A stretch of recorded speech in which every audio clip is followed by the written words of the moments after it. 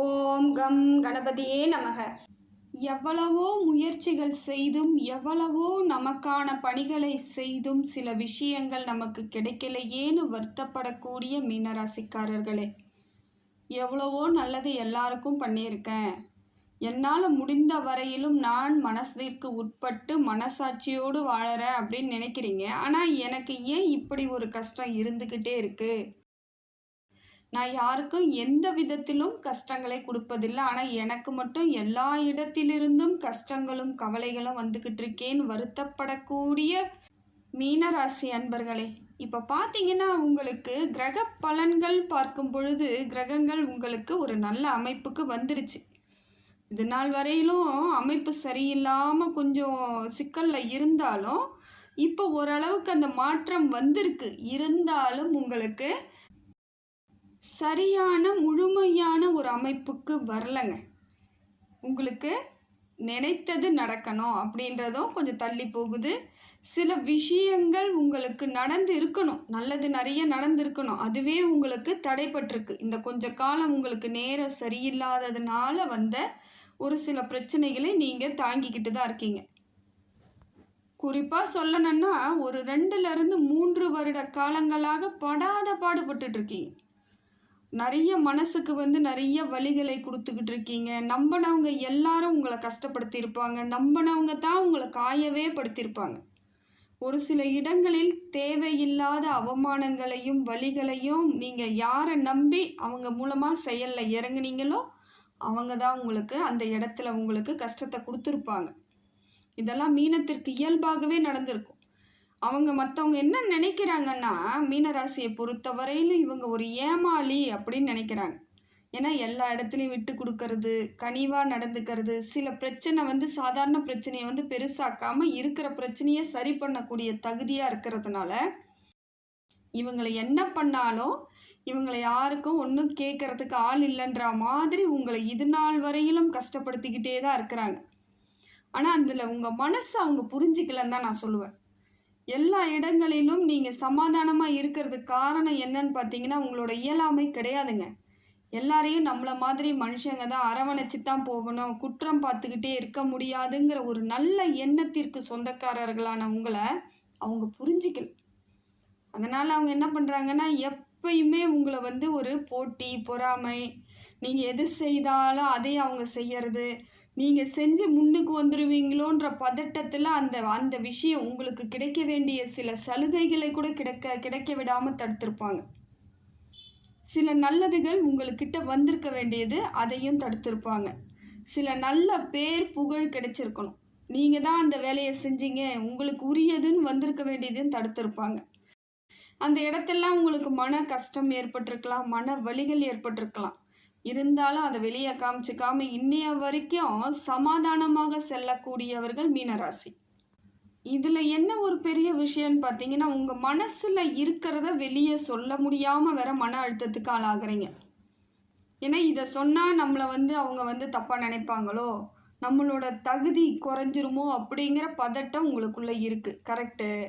அதுக்காக அதையே மனசில் போட்டு அதை பற்றியே யோசித்து உங்களையே நீங்கள் கஷ்டப்படுத்திக்கிறதுல நியாயம் இல்லை இல்லையா? அதனால் அதெல்லாம் விட்டுடுங்க. யாரும் இந்த உலகத்தில் சிறந்தவர்கள் கிடையாது. அதை ஃபஸ்ட்டு நீங்கள் நினச்சிக்கணும். மீனராசி முதல்ல அதை புரிதல் இருந்தால் தாங்க அடுத்த கட்ட நகர்வுக்கே வர முடியும். எல்லார விடையும் நான் பெஸ்ட்டாக இருக்கணும்னு நினைக்கிறீங்க. கரெக்டு. எல்லார விடையும் நான் எல்லாத்துலேயும் பொறுத்து போகணும், எல்லாத்தையும் ஏற்றுக்கணும், அக்செப்ட் பண்ணிக்கணும்னு நினைக்கிறீங்க. கரெக்டு. அதுக்காக உங்களை நீங்கள் வருத்திக்கிட்டு இதெல்லாம் செய்யணுன்ற அவசியம் கிடையாது. இறைவன் உங்களுக்கு அப்படி கொடுக்கவே இல்லை. நீங்களாக உங்களை போட்டு படாத பாடு படுத்திக்கிறீங்க. அதனால் இப்போ பார்த்தீங்கன்னா பண விஷயத்தில் கொஞ்சம் உங்களுக்கு தேவையில்லாத பிரச்சனைகளை சந்திச்சிருப்பீங்க, விரயத்தை சந்திச்சிருப்பீங்க. கேட்டு கொடுக்கலனாலும் உங்களை கோச்சுக்குவாங்க. உங்கள் நிலைமையை புரிஞ்சிக்கிறதுக்கு யாருமே இல்லைங்கிறது உங்களுக்கு எப்போ புரியும்னு தெரியல. நீங்கள் கேட்ட உடனே மற்றவங்க கேட்ட உடனே நீங்கள் தரலைனாலும் உங்கள் பேரில் அவங்களுக்கு கோவம் வரும். வச்சுக்கிட்டே இல்லைன்னு சொல்கிறாங்க அப்படின்ட்டு. உங்களுக்கு தான் தெரியும் அந்த இடத்துல எதை மாதிரியான சூழ்நிலையில் இருக்கிறீங்கன்னு. இப்போ பார்த்தீங்கன்னா உங்களை நீங்கள் புரிஞ்சுக்கிறதுக்கு நீங்களே ஃபஸ்ட்டு முயற்சி பண்ணுங்கள். நான் அதை தான் சொல்லுவேன். மீனராசி ரொம்ப எல்லா இடத்துலையும் விட்டு கொடுத்து உங்களுடைய தகுதியை விட்டுடுறீங்க. நீங்கள் எப்படிப்பட்டவர்கள்ன்றது புரிதல் இல்லாமல் போயிடுது. உங்களுடைய அத்தனை நீங்கள் யார், எப்படிப்பட்டவர்கள், உங்களுக்கு என்ன குணம், அது எல்லாமே மாறி போய் மற்றவங்களுக்காக மற்றவங்கள மாதிரியே வாழக்கூடிய சூழ்நிலை உங்களுக்கு ஏற்பட்டு போயிடுது. இதுதான் மீனத்தின் ஒரு அவநிலைன்னு கூட சொல்லலாம். இது உங்களால் மட்டும்தாங்க உங்களுக்கு வருது. மற்றவங்க நமக்கு பிரச்சனை கொடுக்கறது ஒரு பக்கம் இருக்கட்டும். ஃபஸ்ட்டு நீங்கள் தகுதியாக நிற்கணும்னா நீங்கள் யாருங்கிறத உணர்ந்து உங்களுக்கு தகுந்தாற் போல் செயல்பட முயற்சி பண்ணுங்கள். இப்போ பார்த்தீங்கன்னா நேரம் எல்லாம் உங்களுக்கு சரியாக தாங்க இருக்குது. எல்லா விதத்திலும் ஒரு அளவுக்கு அமைப்பாக தான் இருக்குது. இன்னும் கொஞ்சம் உஷாராக இருக்க வேண்டிய சூழ்நிலையை மட்டும் ஏற்படுத்திக்கோங்க. அதே போல் மீனராசிக்காரர்கள் என்ன பண்ணுறாங்கன்னா, யாரையும் காயப்படுத்தாமல் இருக்கணுன்றதுக்காகவே உங்களுடைய உண்மையான வாழ்க்கையை ரொம்ப ஒதுக்கி வச்சிடுறீங்க. நீங்கள் இப்படித்தான் வாழணும்னு ஒரு எண்ணம் வச்சு இருந்திருப்பீங்க. அதெல்லாம் மற்றவங்களுக்காக தியாகம் பண்ணிட்டு இன்னைக்கு மற்றவங்க கிட்ட உதவி கேட்கக்கூடிய நிலைமைக்கு ஆளாகக்கூடியவர்களாக இருக்கிறது யாருன்னு பார்த்தீங்கன்னா மீனராசி. உங்களோட நல்ல மனசை யாருமே புரிஞ்சுக்கலங்க. நீங்கள் எதுக்காக மற்றவங்களுக்கு உதவி பண்ணுறீங்க, யார் செய்கிறீங்க, அதெல்லாம் புரியவே இல்லை. எதோ செய்கிறாங்கப்பா, அது செய்கிற வரைக்கும் நம்ம தாங்கிக்குவோம், அதை வாங்கிக்குவோன்ற எண்ணம் தான் மற்றவங்களுக்கு இருக்குது. நன்றிங்கிறது கொஞ்சம் கூட உங்கள் கூட இருக்கிறவங்க கிட்ட இல்லை. அதை நீங்கள் உணர்ந்தால் மட்டும்தான் நீங்கள் யாருங்கிறத புரிஞ்சுக்க முடியும். நீங்கள் கொடுத்துட்டு நாளைக்கு ஒரு பிரச்சனைன்னா கண்டிப்பாக உங்கள் பக்கத்தில் நின்று இருக்க மாட்டாங்க. இப்பயே நின்று இருக்க மாட்டாங்க. ஏன்னா இப்பயே ஒரு 2-3 வருஷமாகவே படாத பாடுபடுறீங்களே, யார் உங்களுக்கு உதவி பண்ணியிருப்பாங்க? உங்களை கொஞ்சம் ஏளனப்படுத்தியிருப்பாங்க. முதல்ல உங்களை ஏளனப்படுத்துறது, அதுக்கு அடுத்தது உங்கள் வளர்ச்சியை இன்னும் எங்கேயுமே மூவ் பண்ணக்கூடாத அளவிற்கு சுத்தமாக தட்டி விடக்கூடிய ஆட்கள் தான் உங்கள் கூட இருந்துக்கிட்டு இருப்பாங்க. கிடைக்க வேண்டிய நல்லது எதுவும் கிடைக்க விடாமல் செய்யறது, இதை எல்லாமே சுற்றி இருக்கவங்க செய்யும் பொழுது நீங்களும் அதற்கு தகுந்தா போல் ரொம்ப அமைதியாகவே சரிப்போ நமக்கு தான் டைம் சரியில்லை அப்படிங்கிற மாதிரி உங்களோட எண்ணத்தை வச்சுக்கிறதுனால எந்தவித நன்மைகளுமே இன்னைய வரைக்கும் நடக்காமல் இருக்குதுங்க. எப்படி இருந்தாலும் மீனராசிக்கு இப்போ கிரக நிலவரம் எப்படி இருக்குன்னு பார்க்கும் பொழுது அதற்கு தகுந்தாற் போல் உங்கள் சூழ்நிலையை நீங்கள் வச்சுக்கணுங்க. எல்லாருக்கும் விட்டு கொடுக்குறேன், எல்லாருக்கும் உதவி பண்ணுறேன், எல்லாருக்கும் நான் நல்லவனாக இருக்கணும்னு நீங்கள் நினைக்கிறதே அந்த இடத்துல உங்களுக்கு தோல்வி அடையக்கூடிய சூழ்நிலை சந்தர்ப்பத்தை ஏற்படுத்தி கொடுத்துடுது. நீங்கள் இப்படித்தான் இருக்கணுன்ற முடிவுக்கு நீங்கள் வந்தாகணும். நாம் இப்படி தாங்க இருக்கணும். நாம் மற்றவங்களுக்காக செய்யும் பொழுது எல்லா இடத்திலும் மற்றவர்களாக நீங்கள் மாறிடுறீங்கன்றதை உணர்ந்தால் மட்டும்தான் சில விஷயங்கள் உங்களுக்கு சரியான அமைப்புக்கு வரும். இப்போ பார்த்தீங்கன்னா உங்கள் ராசிநாதன் குரு பகவான் உங்களுக்கு நல்ல வளர்ச்சியை தராருங்க. கொஞ்சம் மெதுவாக இருக்கிற மாதிரி தான் இருக்கும் வளர்ச்சி, ஆனால் உங்களுக்கு அது அழுத்த திருத்தமாக உங்களுக்கு உரியதாக குரு பகவான் கொடுக்குறாருங்க. தொழிலில் ஓரளவுக்கு உங்களுக்கு நிதானமான ஒரு வளர்ச்சியை கொடுக்குறார். ஆன்மீகத்தின் மீது எண்ணம் ஏற்படும். ஏன்னா பிரச்சனை அதிகமாக வர வர நீங்கள் என்ன பண்ணுவீங்க, கடைசியாக நம்ம கடவுளை தவிர நான் வேறு எதையுமே நம்ப மாட்டேன்ற இடத்துக்கு தன்னால் வருவீங்க. கொஞ்ச நாளைக்கு முன்னாடி பேசியிருப்பீங்க, கடவுள் பேரில் எனக்கு நம்பிக்கையே இல்லைங்க, அவரால் தாங்க நான் கஷ்டப்படுறேன்னு கொஞ்ச நாளைக்கு முன்னாடி பேசியிருப்பீங்க. இப்போ பார்த்தீங்கன்னா ஆட்டோமேட்டிக்காக எல்லாமே நீ தான் எனக்கு அப்படிங்கிற மாதிரி கடவுளிடம் சரணடையக்கூடிய காலத்தை உங்களுக்கு குரு பகவான் கொடுக்குறாரு. இதெல்லாம் நடந்திருக்கும். கரெக்டாக பார்த்தீங்கன்னா ஒரு 3 மாதத்துக்கு முன்னாடியெலாம் இந்த வார்த்தைகள் உங்களுக்கு அடிக்கடிக்கு வரும். கடவுள் பேரில் நம்பிக்கையே இல்லைங்க, என்ன தாங்க சோதிக்கிறார், கடவுள் இருக்காரா இல்லையா அப்படிங்கிற எண்ணங்கள் எல்லாம் உங்களுக்கு வந்திருக்கலாம். கமெண்ட்டில் எனக்கு போடுங்க, இதை நான் சொல்கிறது எப்படி உங்களுக்கு சரியாக சூட் ஆகுதுன்ட்டு. அதே போல் பார்த்தீங்கன்னா சனி பகவான் உங்களுக்கு ஒரு மாற்றத்தை ஏற்படுத்தி கொடுக்குறார். இப்போ எப்படியா இருந்தாலும் ஜென்ம சனியில் இருக்கிறதுனால உங்களுக்கு எப்படி இருக்குன்னு பார்த்தீங்கன்னா பண கஷ்டங்கள் கொஞ்சம் கொஞ்சம் வந்துக்கிட்டு தாங்க இருக்கும். பொருளாதார ரீதியாக சில இழப்புகளை சந்திக்கக்கூடிய சூழ்நிலையும் இருக்குது. ஏதோ ஒரு விதத்தில் விரயம் ஆகலாம், இல்லை ஏதாவது உங்களுக்கு வர வேண்டியது தடைப்படலாம், ஏதோ ஒரு ரூபத்தில் பண கஷ்டம் இருக்கக்கூடிய அமைப்பை சனி பகவான் கொடுக்குறார். உஷாராகுங்க, வேற ஒன்றும் வேணாம். நீங்கள் கொஞ்சம் உஷாராக இருங்க. அதையும் மீறி போகுதுன்னா அது கொஞ்சம் தான் போகும். அலட்சியப்படுத்தும் பொழுது அது முழுமையாக போயிடுச்சுன்னா தான் உங்களுக்கு கஷ்டம். ஏன்னா இன்னும் உங்களுக்கு சனி பகவான் 7.5 சனியில் தான் இருக்காருங்கிறதுல கவனத்தில் நிச்சயமாக இருக்கணும். நீங்கள் பழைய உறவுகளால் மீண்டும் உங்களுக்கு சின்ன சின்ன கஷ்டங்கள் வரக்கூடிய வாய்ப்புகள் இருக்குது. ஏதோ ஒரு சூழ்நிலையில் அவங்க உங்களை விட்டு பிரிஞ்சிருக்கலாம். அது எந்த உறவாக கூட இருக்கலாம். அம்மா வழி உறவு, அப்பா வழி உறவு, ஏதோ ஒரு 3 தலைமுறைக்கு முன்னாடி இருக்கிற உறவு கூட இவ்வளோ நாள் உறவாக இருந்திருப்பாங்க, கொஞ்ச நாளைக்கு முன்னாடி பிரிஞ்சிருப்பாங்க. இப்போ மறுபடியும் அவங்களால உங்களுக்கு சில இடங்களில் சிக்கல்கள் வருவதற்கான வாய்ப்புகள் அதிகமாக இருக்குங்க. இதனால் பார்த்தீங்கன்னா கொஞ்சம் மன அழுத்தமும் ஏற்படும். என்னடா இது எனக்கு இப்படி வந்துக்கிட்டே இருக்கே அப்படிங்கிற எண்ணங்கள் வரக்கூடியதாக இந்த சூழ்நிலையை சனி பகவான் கொடுக்குறாரு. பணம் வந்தாலும் தொழில் செய்ய இடத்துல தொழில் செய்கிறீங்க, இல்லை வேலைக்கு போகிறீங்க, ஏதோ ஒரு விதத்தில் உங்களுக்கான வருமானங்கள் வந்தாலும் அதை தக்க வச்சுக்க முடியுமானா நிற்காது, கையில் தங்காது. ஏதோ ஒரு விதத்தில் உங்களுக்கு செலவாகிக்கிட்டே இருக்கும். குடும்ப விஷயத்தில் சின்ன சின்ன பிரச்சனைகள் வரக்கூடியதாக இருக்குதுங்க. குடும்பத்தில் இருக்கிறவங்களால ஒன்று கணவன் மனைவியாக இருக்கலாம், அம்மா அப்பா, ஏதோ ஒரு விதத்தில் உங்களுடன் இருந்தவர்கள், உங்கள் உறவுகளாக இருந்தவர்கள், உங்கள் கூட பிறந்தவர்கள், எப்படியோ ஒரு விதத்தில் அவர்களால் உங்களுக்கு மனக்கசப்பு வருவதற்கான காலமும் இதுதான். அப்போ நாம் என்ன பண்ணணும்? அதுதான் முக்கியம். பிரச்சனை வருதுன்னு தெரிஞ்சிருச்சு.